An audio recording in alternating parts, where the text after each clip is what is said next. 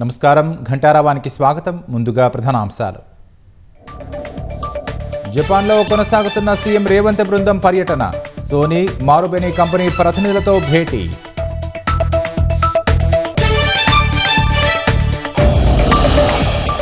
నాలుగు 400 ఎకరాలు ప్రైవేటు పరం చేసే ఆలోచనలో ప్రభుత్వం లేదన్న కాంగ్రెస్. అన్యాక్రాంతమవుతున్న భూములను సర్కార్ రక్షిస్తోందని వెల్లడి. రాష్ట్రంలో రాగల 3 రోజులు ఉరుములు మెరుపులతో కూడిన వర్షాలు. గంటకు 40 కిలోమీటర్ల వేగంతో గాలులు వీస్తాయన్న వాతావరణ కేంద్రం.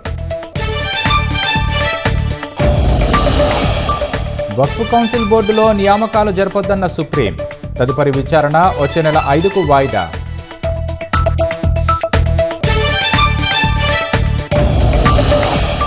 గుజరాత్లో ఆటో రిక్షాను ఢీకొట్టిన బస్సు.